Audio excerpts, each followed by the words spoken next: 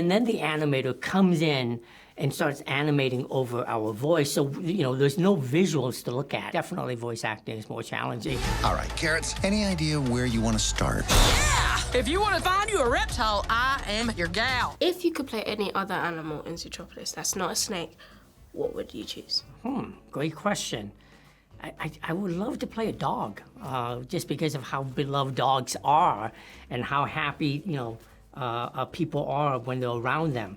So I think a dog would be a fun character to play. And I was born in the year of the dog, so. Oh, that would be. I feel like you could really pull that off with a dog. Maybe Dr. Fuzzby. I really like the quokkas. I think they're the cutest animals, and if I'm gonna be an animal, I'll be a cute one. I love it. I gotta say, I think maybe an elephant. I think one of the coolest things about elephants is that they have that long trunk that's sort of prehensile, so they can move it around. It's almost like like another hand or something. And they're really good at picking stuff up. They're also really emotional animals. They actually have families that they really care about and they look out for one another. So I think I'd like to be in an elephant family. Wait, cannonball! Baby, keep the music playing. So you were absolutely hilarious in the movie. How did you bring Gary the Snake to life? Well, I think that a lot of us got cast in these characters just because, our filmmakers like the way we sound and like our personality. So I think we try to bring, a little bit of ourselves into these characters. But voice acting is quite interesting because you're in a booth by yourself with your director. And I think a lot of times, because I'm kind of new to this, I didn't get to read a script. I wasn't working with any visuals or my fellow actors. So I kind of really look towards my my directors, for validation. If they laugh, I know I'm doing a good job. Or if they're nodding like this, I go, yes. But one of the things that I love about this character is because, even though he's really, everywhere he goes, he's misunderstood. But yet he's able to keep his positivity and look at everything with a sense of wonder and curiosity. And he has a big heart, so I wanted the audience to make sure through my voice they can hear, what kind of person he is, or snake he is. Snakes aren't the bad guys. I have to set things right. And when I do, my family will finally be able to come home. How long did it take you to record all of your voice parts? Every session we go in, it's 3 hours. And I believe I went in close to 10 because the script was constantly evolving. It was a very fluid process. And I would go in one session and do it a certain way, and then the next time it would be slightly different. The jokes would be different.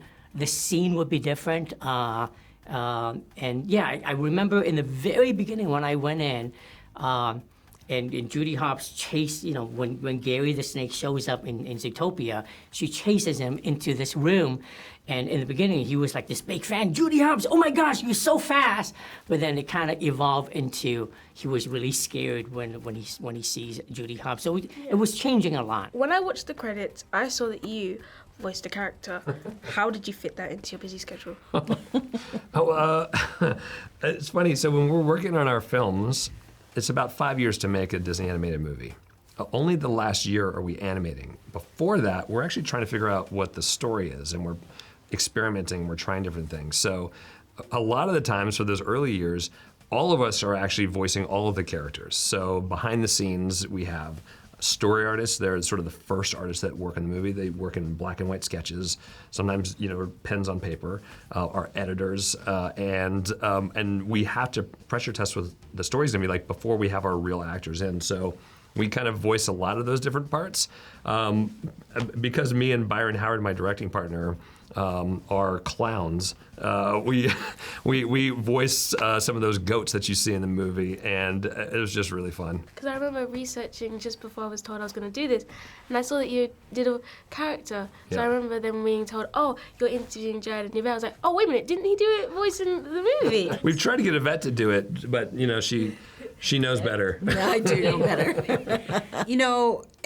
These animated films are very, very difficult to make because there are a lot of details, a lot of changes in story, and I think one of the most important things that we talk about a lot at Disney Animations, everybody is there and they're after the same goal. They all want to make the best possible movie that we can make, and as a general goal, that we're all moving in the same direction, it's all about the film, kind of helps it move along. It all paid off because that was an amazing film I watched. Oh, that's so Thank nice. you. You've done a lot of acting and like voice acting. Which one would you say is the most challenging? I would say voice acting, because with live action, I'm 100% responsible for my performance.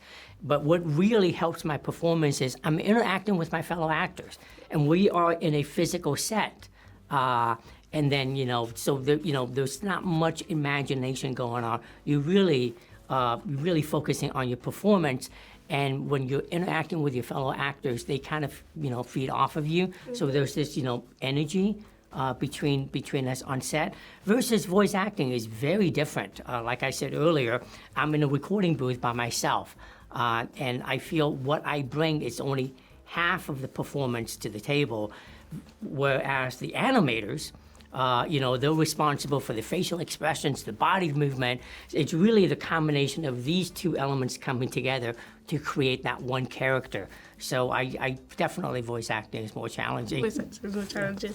I thought so, because it sounds like when you're in those different places, you don't really have like other people to lean on. You're by yourself, so you can't say, if I mess this line up, someone else could save me, but you can't really do that when you're doing voice acting. And also, it takes a lot of imagination. They start with our recordings, and then the animator comes in and starts animating over our voice. So, there's no visuals to look at.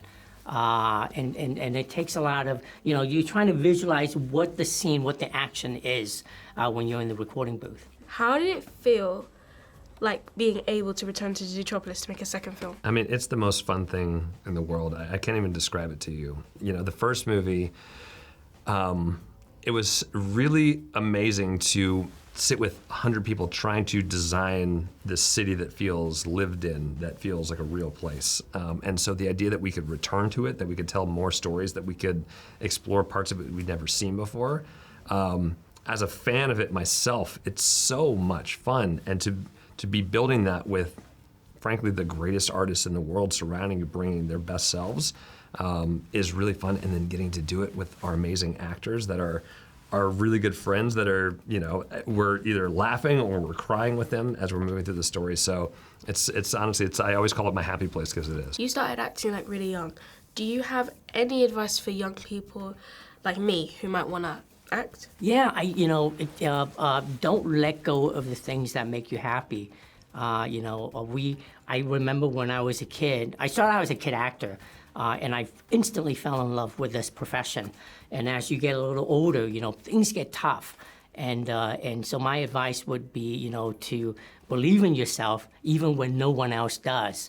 And just, hold on to that dream that you have. And if you work hard enough and if you're patient enough, that dream will come true and you will find your spotlight. That's amazing. That's absolutely amazing. Thank you so much. Thank you.